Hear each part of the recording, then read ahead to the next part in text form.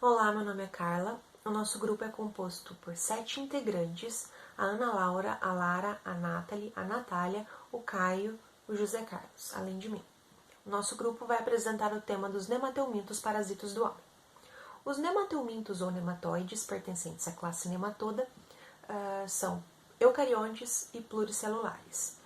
Eles são vermes geralmente redondos e filiformes, ou seja, lembram o formato de um fio.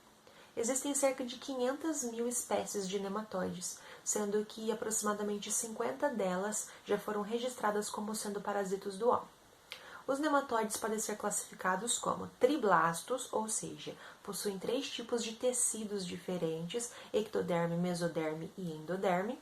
São protostômios, ou seja, eles formam a boca primeiro, a partir do blastóporo, no período embrionário, e não o ânus, como acontece com outros seres, como o próprio ser humano. São também pseudocelomados. Eles têm uma cavidade entre a endoderme e a mesoderme, onde fica sistema nervoso, aparelho digestivo, enfim. Eles não possuem nenhuma estrutura flagelada ou ciliada. Em relação ao tamanho, eles podem ter de 1 milímetro a 1 metro, sendo que alguns podem ter até menos de 1 milímetro. Eles são avasculares, não possuem um sistema de respiração específico. As suas trocas gasosas elas são feitas por meio de difusão. O aparelho digestivo é completo e o sistema nervoso é formado por um anel em volta da faringe e cordões nervosos. Em relação à reprodução, ela é de maneira geral sexuada, mas em algumas espécies pode ser assexuada. O ciclo biológico dos nemateumintos compreende o ovo, 4 fases juvenis e por fim a vida adulta. Durante o crescimento, eles passam por 4 mudas, como se eles trocassem a pele antiga por uma pele nova. Em relação à locomoção dos nemateumintos, ela é realizada por músculos estimulados por células nervosas. Bom, em relação aos nematóides, então, eles possuem muitos agentes causadores de doenças e nós vamos abordar algumas delas. Para isso, eu passo primeiramente a palavra para a Natália. Natália. Como já foi apresentado, o nosso trabalho é sobre nemateumintos parasitos do homem e eu vou falar sobre um deles. Algumas coisas são importantes, né, ser ressaltadas, como uma fêmea, ela é capaz de gerar 200 mil ovos, então a partir de uma vão gerar outros 200 mil. E também existe uma diferença entre a fêmea e o macho, e uma dessas diferenças é o tamanho, o comprimento. A fêmea é um pouco maior, medindo cerca de 30 a 40 centímetros, e o macho de 20 a 30 centímetros. Bom, como funciona o ciclo das caridíase? Ela começa tudo quando você ingere o alimento ou a água contaminado com as larvas L3, o ovo que tem a larva L3. Por que L3? Antes disso, o ovo ele passa da L1 para L2 e aí sim chega na L3, que é a que tem o poder de contaminar. O que acontece? Depois de 2 semanas, a larva 1 passa depois de uma semana passa da L1 para L2 e depois para L3. Então são cerca de 2 semanas para chegar na L3, que realmente vai poder infectar o seu hospedeiro.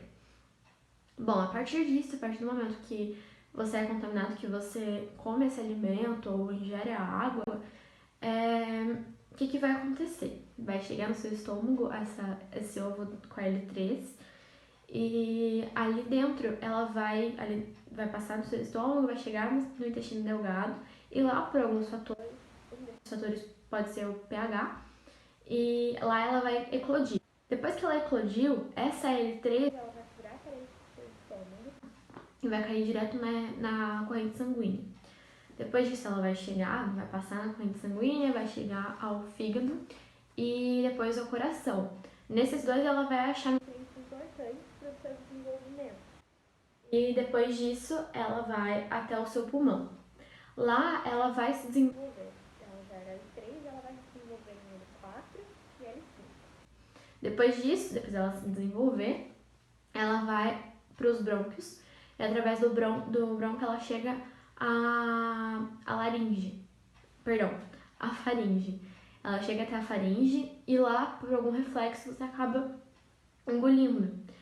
Acaba deglutindo e ela vai para o seu estômago novamente, chega até o intestino e lá, essa larva da L5, ela vai amadurecer. Então ela vai ou virar o macho ou a fêmea.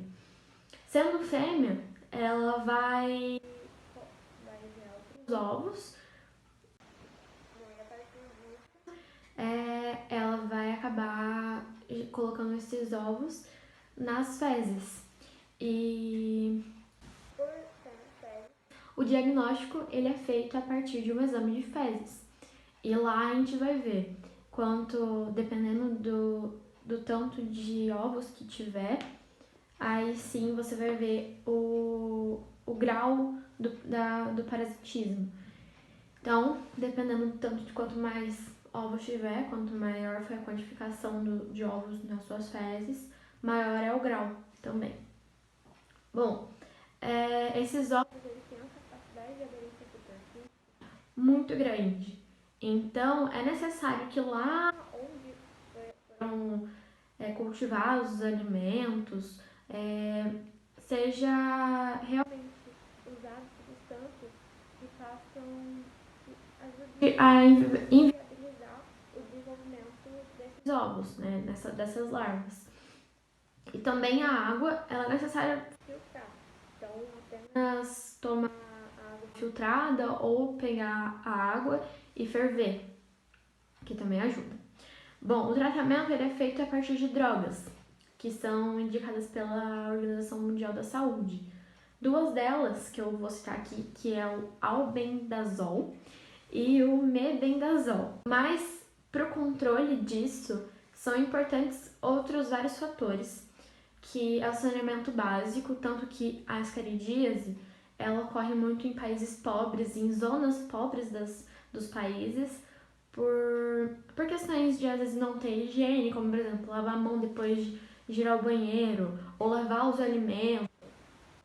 Então, é muito importante o saneamento básico disso e também a educação em saúde, como eu já falei, de lavar as mãos, de lavar os alimentos, desde pequena, até mesmo em escolas, ensinar a importância disso, ter essa educação em saúde para que a gente possa ter o controle das vírus. Então é isso, e agora eu passo a palavra ao próximo integrante do nosso grupo. Bom dia, meu nome é José Carlos, vou falar hoje um pouco sobre a larva Migras cutânea. A larva Migras cutânea é popularmente conhecido como bicho geográfico. Ele é um nemateomindo que tem o homem como seu hospedeiro final. E esse nemateomindo ele é infectado através da pele e ele permanece lá sob o tecido subcutâneo do ser humano. E ele tem como seus principais agentes etiológicos que são parasitas que são presentes em cães e gatos. São o Ancylostoma brasiliensis e o Acinostoma caninum. E são ambos parasitas que são encontrados no intestino delgado desses dois animais. Agora eu vou falar um pouco sobre o ciclo biológico no hospedeiro definitivo. O ciclo biológico se inicia quando a fêmea do Ancylostoma faz a postura de milhares de ovos que são eliminados nas fezes dos cães e gatos já infectados. E a partir disso, com a temperatura, com a umidade e a oxigenação adequada, a larva do estágio 1 se desenvolve dentro do ovo, que se eclode, com assim ela podendo se alimentar de micro-organismos presentes no solo. E depois de 7 dias, essa larva se desenvolve, passando por 2 mudas e chegando até o próximo estágio. No próximo estágio, a larva pode passar semanas no solo sem necessidade de se alimentar. E é nessa fase que ocorre a contaminação em cães e gatos por via oral ou via cutânea. E depois disso, dentro do intestino dos animais, eles conseguem chegar ao terceiro estágio, que é o estágio que eles estão aptos a contaminar as pessoas novamente. E na infecção dos seres humanos, as larvas no estágio 3, elas penetram a pele do ser humano e ficam vagando lá durante semanas e meses, até que elas então morrem. E esse caminhar, enquanto elas ficam vagando pelo tecido subcutâneo da nossa pele, elas deixam um rastro sinuoso, que é da onde vem o nome de bicho geográfico. E essas larvas do estágio 3, elas podem atingir a corrente sanguínea, onde vão eventualmente chegar nos pulmões e serem eliminadas pelos escarros. E também elas podem acabar sendo deglutidas, completando assim o ciclo do nematóide.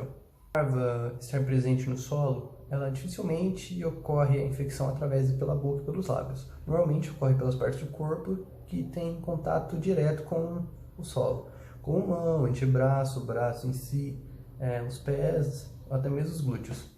E onde ocorre a penetração, acaba por formar uma ferida que dificilmente se evolui para alguma coisa secundária. Normalmente, quando se evolui para alguma lesão real na pele, é por causa de ato de coçar ou coisa do tipo. O diagnóstico da larva migas cutânea ela é através de um exame clínico de cunho dermatológico, e o seu tratamento é feito, quando não acontece espontaneamente, através do tiabidazol. A larva migas cutânea está presente basicamente onde há a presença de cães e gatos. Ela também é mais comum em países de clima tropical e subtropical. E a medida profiláxica dela é basicamente você fazer o impedimento que esses cães e gatos eles adentrem a caixa de areia de escolas ou parques, fazendo com uma proteção de tela sobre a caixa de areia ou até mesmo um cercado e não deixando esses cães e gatos entrarem na caixa de areia. E a medida profiláxica para os seres humanos é basicamente o uso de luvas e calçados quando se adentrar nesses lugares, porque basicamente você tem que impedir que a larva entre em contato com a sua pele nesses lugares onde você vai mexer com a areia. Então, usando luva e calçado é uma boa medida profiláxica. E agora eu passo a palavra para o Caio. Bom dia, gente. Eu sou o Caio. Vou apresentar a parte de ancilostomose do nosso trabalho. É um problema de saúde que ainda atinge grande parte da população mundial é a ancilostomose, popularmente conhecido como amarelão. Esse nome vem devido à cor amarelada que o paciente infectado possui, certo? A cor ela é o resultado de uma anemia que ela é causada pelo verme parasita, né, ao usar o sangue do hospedeiro, que lhe serve como alimento, e leva a perder sangue através das feridas deixadas na mucosa, porque esse parasita, onde ele se fixa, ele tem placas cortantes ou dentes, né, e acabam ferindo a mucosa intestinal e provocando hemorragia. A ancilostomose é uma doença também causada por nematelmintos, né? As duas espécies principais são a Ancylostoma duodenale e o Nector americanus, que parasitam em cerca de 900 milhões de pessoas e matam 60 mil pessoas por ano no mundo todo. Adulto, a Ancylostoma duodenale, ela possui cerca de 8 a 18 milímetros de comprimento e de 400 a 600 milímetros de largura. A Necator americanus possui cerca de 5 a 11 milímetros de comprimento, 300 a 350 milímetros de largura. O ciclo de vida ele vem da seguinte forma: a larva sai do ovo e sofre transformações no solo. Após as modificações, elas podem penetrar na pele dos seres humanos por meio dos poros. Eles caem na corrente sanguínea e chegam até o coração. Do coração ele vai para os pulmões. Dos pulmões as larvas são expelidas por meio de tosses, alcançam a laringe e são deglutidas e vão se fixar no intestino delgado. No intestino as larvas amadurecem e reproduzem, eliminando os ovos com as fezes dos hospedeiros. Mesmo após o conteúdo de análise obtido pelo coprólitos, que indicam a existência dessas infecções há pelo menos 8 a 10 mil anos. Ele é feito ou com albendanazol ou com eumíntico de uso oral. Né? Outra medicação também é o mebendazol 100 gramas, 2 vezes ao dia, durante 3 dias consecutivos. O albendazol já foi utilizado em milhões de pessoas no mundo todo, em diversos países. Ele quase não apresenta efeitos colaterais, né? Ele tem baixa toxicidade, uma vez que ele é pouco absorvido pelo intestino e tem rápida eliminação pelo nosso organismo. A administração deste remédio em dose única é a vantagem para ser utilizado em campanhas, pelo baixo custo, né? além de outros aspectos. O medicamento ele é disponibilizado gratuitamente pelo Sistema Único de Saúde e na apresentação dos comprimidos mastigáveis de 400 mg em dose única. Oi, gente, eu sou a Lara. Eu vim falar um pouco sobre a enterobíase. A enterobíase é uma doença causada por um euminto chamado Enterobius vermicularis e pode se manifestar de forma assintomática, ou seja, sem nenhum sintoma, ou de forma sintomática. Na forma sintomática, ela apresenta principalmente a coceira anal, que é a coceira na região do reto. E quando as pessoas acabam coçando muito, a ferida pode infeccionar e levar até hemorragia, ou seja, pode sim levar até uma morte. A doença pode ocorrer a transmissão de duas formas. Pode ser de forma direta, que é quando o ser humano coça a região do ânus e acaba levando a mão na boca novamente. Por isso é muito comum entre crianças esse contágio direto, por falta de informação ou por falta de higiene mesmo, elas acabam coçando a região e colocando a mão na boca, que é a transmissão direta. Transmissão de forma indireta é quando as nossas roupas ou os nossos alimentos são contaminados pelos ovos dos eumintos e aí a gente acaba ingerindo esse alimento ou usando essa roupa que está contaminada e aí essa é a transmissão indireta. Existe outro tipo de transmissão também, que é a retroinfecção. A retroinfecção é quando a pessoa já está contaminada com a enterobíase e os vermes que estão na região retal dela acabam subindo para o intestino grosso, ou seja, a pessoa vai ser recontaminada novamente. O período de incubação da doença dura de 2 a 6 semanas, só que na maioria dos casos os sintomas quando se manifestam, não se manifestam nesse período, demora meses para esses sintomas se manifestar. Então, quando a pessoa vai procurar um médico, geralmente já está bem contaminada. E o período de transmissão dura de cerca de 1 ou 2 semanas, que é o tempo em que os ovos colocados pela fêmea conseguem sobreviver fora do nosso corpo. Então, quando a fêmea deposita os ovos na região anal, ele consegue sobreviver de 2 ou 1 semana. E a profilaxia, que é como a gente pode evitar esse tipo de doença, esse tipo de transmissão. Esse tipo de doença afeta principalmente a classe mais baixa, classe mais que tem menos condições de higiene pessoal, ou seja, que não tem um saneamento básico, ou que não tem uma instrução sobre como fazer sua higiene. Então, a forma de profilaxia seria a higiene pessoal mesmo, a higiene dos alimentos, a higiene das nossas roupas, a higiene das mãos depois de usar o banheiro. E existe também alguns medicamentos que podem ser tomados, como está citado no slide. E é isso. Meu nome é Nathalie e eu vou falar um pouco sobre filariose linfática, que também é conhecida como elefantíase. Essa doença é causada pelos eumintos Wuchereria brancoft, Bruja malai e Bruja timori. Ela atinge principalmente as regiões tropicais e subtropicais e é um grande problema em países como a Índia, a China e a Indonésia. A Wuchereria bancroft possui diferentes formas evolutivas, tanto em humanos quanto em mosquitos vetores, sendo elas larvas, microfilárias, verme adulto macho e verme adulto fêmea. O ciclo da filariose linfática resume-se em basicamente 6 etapas. A primeira etapa é quando o mosquito ingere as microfilárias presentes no sangue do indivíduo em que ele ataca. A segunda etapa é o desenvolvimento dessas microfilárias em larvas infectantes no mosquito. A terceira etapa é quando o mosquito deposita as larvas infectantes no outro indivíduo que ele vai atacar. A quarta etapa consiste na migração das microfilárias para os linfonodos e para os vasos linfáticos, onde elas crescem e amadurecem sexualmente. A quinta etapa é quando as fêmeas adultas produzem mais micrófilas que atingem o sangue.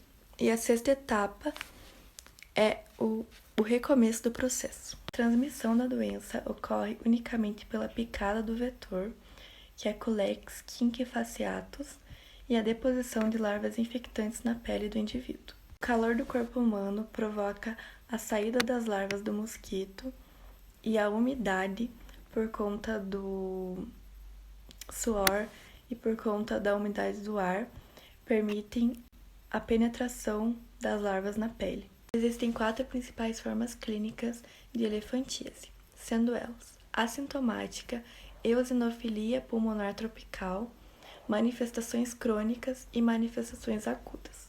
Os indivíduos assintomáticos são os que apresentam as microfilárias no sangue, assim não apresentando sintomas. As manifestações agudas têm curta duração e são principalmente linfagite localizada nos membros e adenite acompanhada de febre e de mal-estar.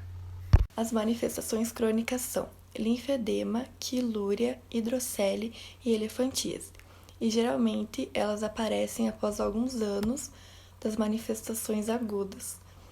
E dentre essas manifestações, a EPT é a mais rara, e ela caracteriza-se por sintomas de asma brônquica.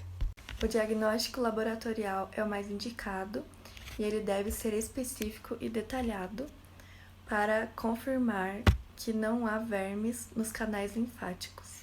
O tratamento é feito tendo-se 3 objetivos: prevenir ou reduzir a morbidade em pacientes com infecções ativas, corrigir as alterações provenientes do parasitismo e impedir a transmissão de novos hospedeiros. Contra o parasita, o medicamento indicado é o DEC. Se trata de dietilcarbamazina. Ele pode ser usado várias vezes até o desaparecimento do parasitemia. Meu nome é Ana Laura e hoje eu vou falar um pouco sobre a tricuríase. A tricuríase é uma doença parasitária causada pelo Trichuris trichiura, que quando invade o ser humano se aloja no intestino grosso. A infecção por esse parasita costuma ser assintomática na maior parte das pessoas. Quando estão em fase adulta, eles podem produzir até 20.000 ovos por dia. Transmissão. A tricuríase é uma doença de transmissão fecal-oral, ou seja, ela ocorre quando o indivíduo ingere alimentos infectados. O ciclo de vida do parasita tem início quando os ovos são liberados nas fezes para o ambiente.